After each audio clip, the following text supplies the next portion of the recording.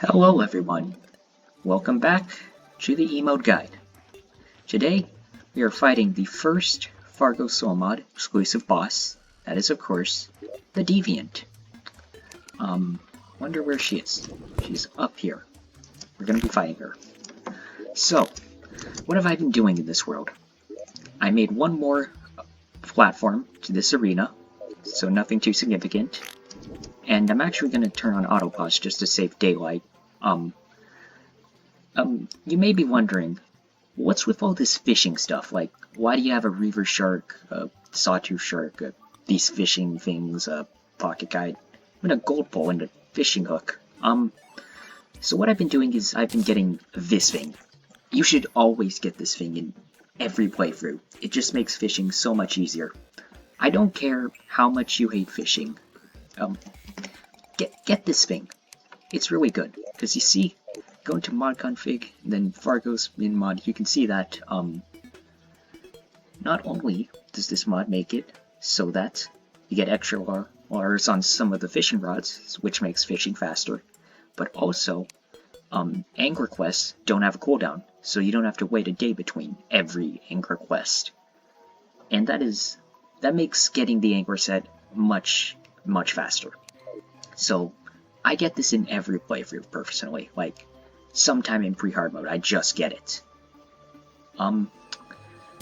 As for other stuff, we now have infinite potions, also a feature of Mutant Mod. If you get 60 of one type of potion in your inventory, so like 60 iron skin, you get an infinite amount of that buff. As you can see, we have infinite buffs here. Now, this is useful for this fight because some of the attacks this boss uses inflict a debuff that removes all your debuffs, or removes all your buffs. And because of that, if you get that debuff during the fight, you have to rebuff and waste a bunch of potions. So to avoid that, we just have infinite buffs. As for what I'm going to be using for this fight, I'm bearing a mage loadout this time around. So I'm using Water Bolt, which is truly a post-Skeletron weapon in Eternity, because before meeting Skeletron, this thing shoots a harmless stream of water, which is a nice change. But now it's fully post-Skeletron. As I am a mage, I'm using Jungle Armor. Ignore this, I found this. You can just use a Jungle Cap. And not much to say about this, just more crit strike and more mana. This is widely agreed to be one of the best loadouts for Devi. I have the double jump, so I can move in the air faster, rocket boots, or lightning boots, to make me able to fly, which is a good ability. Obviously got the dash. The two other accessories I have are Wind Stinger, because the 10 armor pen is like really good, and also it sometimes buffs you with honey, which is really good. And I also have Agitating Lens, because some of the attacks this boss uses actually like line up with Agitating Lens's scythes really well, and like some of her dashes. I'm not sure if this is going to interrupt with Water Bolt iframes, but it's better than nothing. You also may notice that I'm using Hornet Staff instead of Mindbreak. This is because Hornet Staff's projectiles don't pierce, and because of that, they don't disrupt iframes, and that's very useful. Another item recommended for the Deviant's fight is, if you're struggling with this, you can get the Nymph's Perfume. This grants immunity to one of the debuffs that the Deviant inflicts, and the debuff that it gives immunity to makes all of your attacks heal her for a short amount of time. So if you're like really struggling with that debuff, then you can get this. To get it, it drops from a nymph, which are pretty rare, and right now the spawn for it is crafted post Devi. In this beta that I'm using, let me try to get it up. Yeah, right here. As you can see, in this beta it is craftable pre-Devi, or the nymph spawner. So next update, it will be changed. You can trust me on that. And if you want to use perfume, I'd recommend swapping out the lens, because you don't really need this thing. Alright. Anything else to talk about? Yes. Throughout this fight, you're going to hear me say, remember the Q a lot. And that's because it's true. There's a lot of Qs in this fight that you should memorize. You can beat it off of, like, side reading and stuff, but memorizing the Qs is just so much more of a reliable strategy. Generally, against all Soul Mod exclusive bosses, knowing what to do can help massively. And another thing I can mention is, you can get more potions than this. This is just the ones that my laziness were able to bring up. Like, you can get a regen. I can't believe I forgot to bring regen. There's also a Wrath and Rage, which, I just can't be bothered at this time. And there's also, Endurance, which you can get. In fact, this is why I got the fishing stuff. Because fishing for fish is a lot faster with Angler Enchant. So, fish, it's good. Unless you use Alchemist NPC. But I don't. I don't know why, I just don't. Alright. I think we're ready to get this fight started. So here's how it's gonna work. Because Deviant has so many attacks, and because I can beat her in such a quick amount of time, because I'm good at the game, I probably am not going to cover all of her attacks in one battle. To combat this, I'm going to do one take of this fight, then review the footage and search for which attacks I went over and which ones I didn't.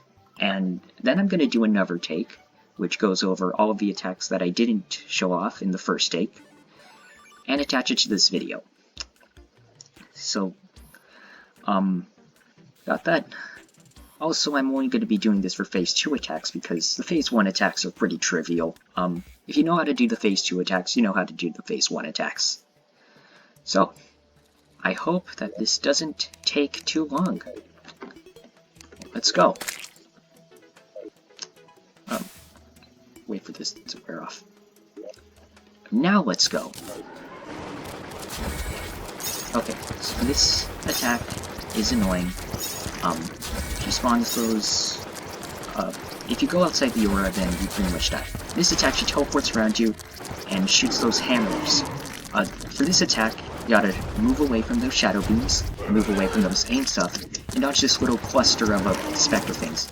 For this attack, you need to avoid those mothballs. Do not get too comfortable in one spot, because otherwise you might get hit. For this attack, what I do is, kind of mess it up. Oh, it's fine. I'll be able to explain these attacks in a lot more detail in Phase 2. That one's just misdirect up, moving... Oh shoot, okay, it's fine. This attack is move into the curves.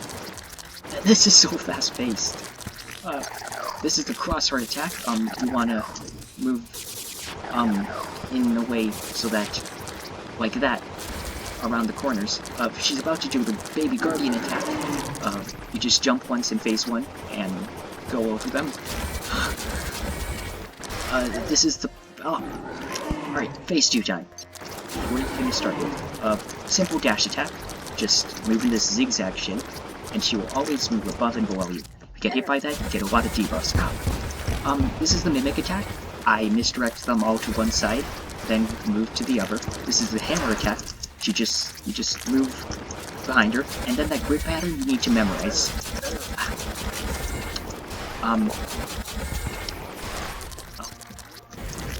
For this attack, you need to walk away from the frost fireballs, as well as the tornadoes. The tornado hitboxes might be a little bit bigger than you may expect, so, be ready for that. This attack is basically the same as in Phase 1, just there's more hearts. Still, be careful. This attack is very annoying. You need to remember that there's particle effects, so just don't stay in one area for too long. This is the Mimic attack again. Stay away from those hearts. They hurt you. Ow! Just rammed into me. This attack is pretty cool. You need to move into the gaps and memorize where the beams will shoot. So, kind of keep moving where they are fired. or I mean where they fall. Or you can like move ahead of them. That's also cool. So this attack again. You need to memorize where this grid is. I stand right here, like about right there.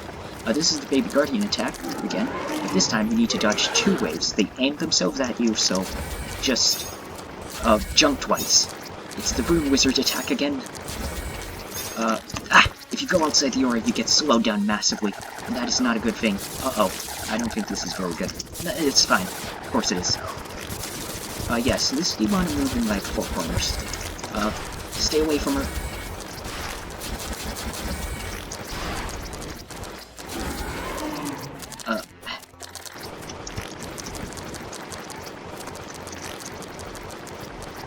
Okay, it's this attack. Again. My hornets keep healing her when I have Love Struck.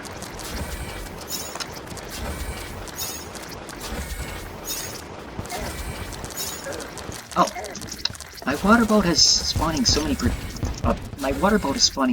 particle effects that I don't think some of the particle effects are appearing, which is kind of a problem. I now realize that I did go over other weapon recommendations in the tutorial. I'll go over that after this. Hey, can you use the Medusa attack? For this attack, you need to memorize that cue. Then kind of circle around her to avoid all the aim stuff. As I said in Phase 1, do not get too comfortable in one position, because if you get too comfortable, you get walled out, and you lose. Please use the Medusa attack. Please, I think that'll be perfect. I'm messing this up. Oh no. Come on, Medusa! Stop attacking her. There it is. Just look away from her. And misdirect this beam up, move down. Careful about the hearts. I'm not careful about the hearts. Am I gonna die? No, got her. Wow. Alright. I may have gotten a little bit tense at the end, but I think I got every attack. Is what I wish I could say, because unfortunately, I missed 2 attacks. Those are the Phase 2, aimed heart attacks, and the Phase 2 Wyvern Balls. The Phase 2 Wyvern Balls, I think that's, like, one of the hardest attacks in the fight, so I'm kind of obliged to go over it, and the Phase 2 aimed heart attack is kind of difficult to describe, so let me describe that attack now, so I don't, like, stumble over my words during the fight. During the Phase 2 heart attack, she will shoot hearts at you. Now, they move in, like, see my mouse right here? They move like this, where you're in the center. So they move like that, and like that. Like, you're in the center. You may notice that they will condense as they move towards you, and as they move away, they will expand. So the solution to that is to just move vertically. Do not move horizontally, and do not try to change your direction. Like, just go up or just go down. Yeah. So you know what I'm gonna do? I'm going to use this as an excuse to show you guys a fight while I am not talking and just concentrating. So, let's go. I will only talk during the crisscross and the aimed hearts.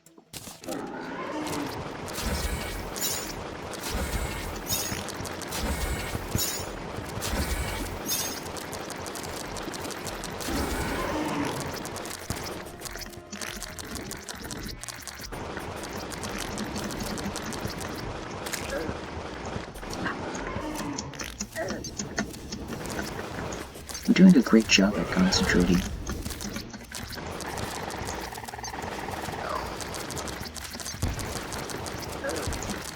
I'm doing a great job.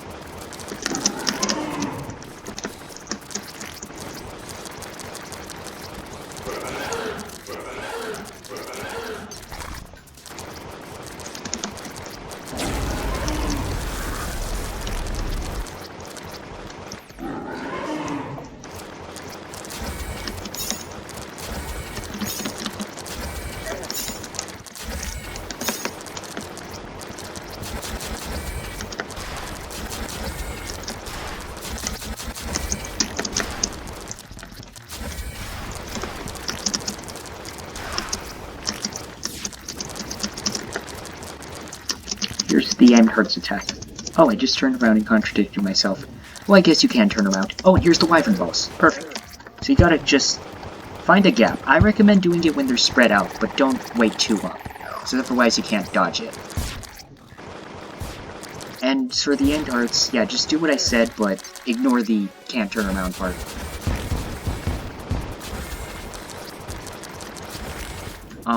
Well, you just want to kind of misdirect them. Make it so that they aren't, like, in your way. Ow!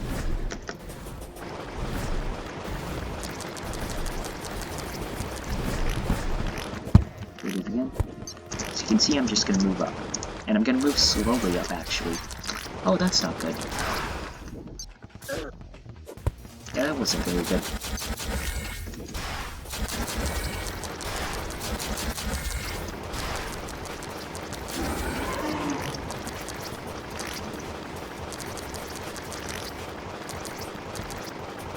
It's better to follow my word when I'm actually doing it, and not based off of what I remember.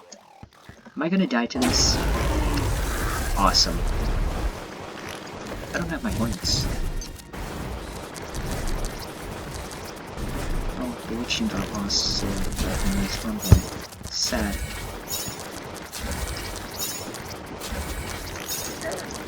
Oh.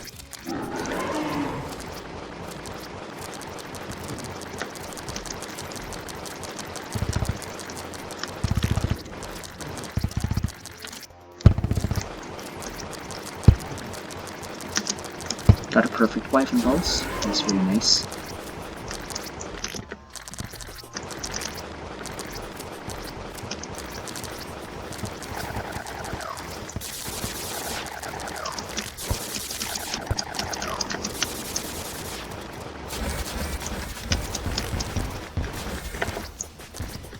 Misdirect to one side. Move away. Don't stay in one area. Behind. Enter the grid around here. Slowly move up.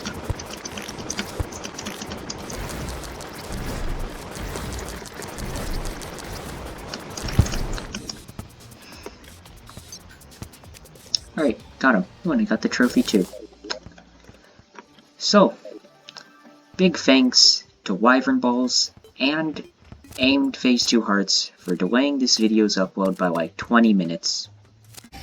So, that was pretty good. So, to explain the Medusa attack, because, I notice a lot of people, don't recognize how to beat it. You just look away from her.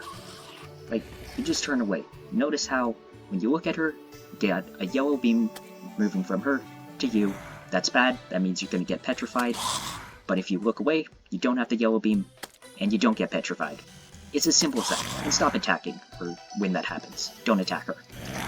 Because that will most likely turn you around. Yeah, that was really good.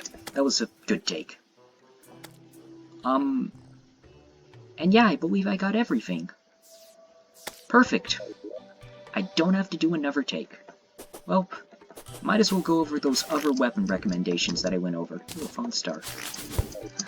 So, oh, it's a full moon. So the other weapons that I would recommend are, if you are a ranger, then get the Bone Zone. This is, a ranged weapon that uses bones as ammo, and it's just a really good thing. Like, it's overall just a solid, fast, auto-fire weapon. So, if you want to use that, then use that. I use Water Ball because Mage is fun. If you're melee, then, Lightning Rod. This thing will get nerfed next update, keep in mind, but it's still going to be really good. So yeah, get this if you're melee. And finally, if you're summoner, what I would actually recommend doing is, while keeping the Hornet Staff, you should get the Ballista Rod from the Tavern Keeper. And, then you use, you know how you can just place down this and it will instantly fire? And you can spam this and it will just fire very quickly. Yeah, use that strategy. Until 1.4 Dmod gets added in, like, who knows when, and whips get added, and that becomes the meta. This is the summoner meta right now. Spam Ballista Rod. Spam your heart out of it. Well, that's all the classes. I'm glad that I've gotten Deviant done with. My name is Batmox. Deviant is over. There's only one pre-hard mode boss left. But for now, taking down Deviant. And I'm excited for hard mode soon enough. That was a good Deviant episode. My name is Batmox. Enjoy your remote experience.